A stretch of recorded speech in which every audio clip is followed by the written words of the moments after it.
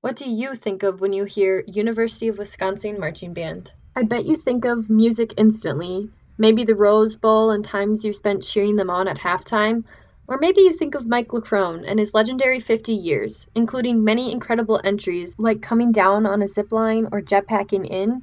He did it all. But what you probably don't think of are all the hours of sweat and tears, of physical endurance and tiring rehearsals that wear the players down. I've always wondered what keeps the members going back every year. How hard are the practices really? And what traditions have kept going year after year since the band originated, especially with the new director taking over, Corey Pompey? I sat down with two band members, an alum, Tom Bales. I graduated from the University of Wisconsin-Madison in 1981. I was in the marching band from 1976 through 81. I was a 5.5 year super student, and I played the trombone.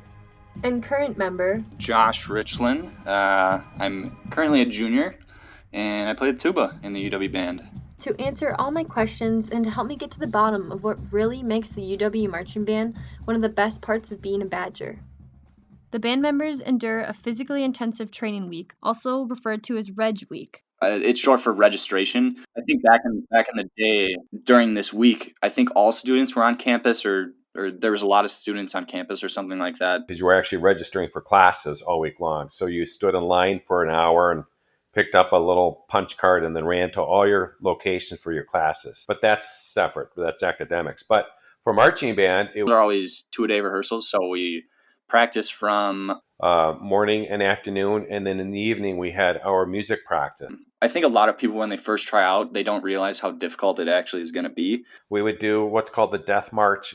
Just you're marching down field with your trombone and you're playing whole notes or sustaining a note without breathing while you're marching for the 60 yards. For those rehearsals, normally we'll do stop at the top, or we'll do our special steps like our slow march or our tap step or a cross tap step, and then different turns, and then we'll break into our sections. Because a lot of us in the marching band were high school athletes. I and my friends played about an hour and a half of football, so we were always in really, really good shape. A lot more of a sport than a musical group, I would say. Not many people are physically fit or mentally prepared for actually how tough it's going to be. So I think that's why a lot of people drop out within the first 3 or 4 days, just because they didn't expect it to be as challenging as it actually is.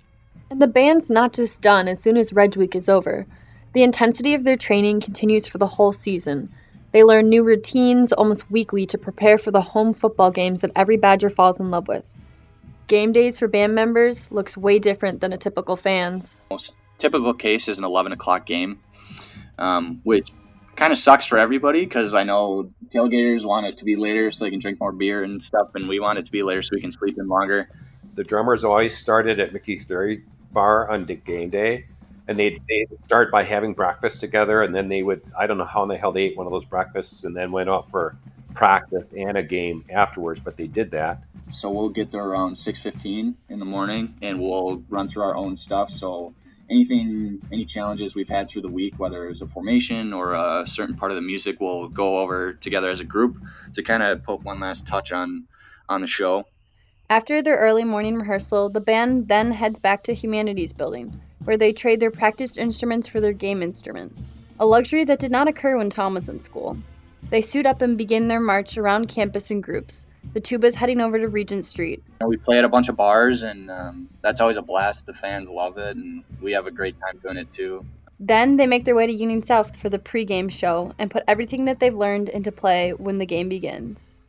After the game, they march back to Humanities, where they have an after-game celebration together. All in all, sounds like a long day, right?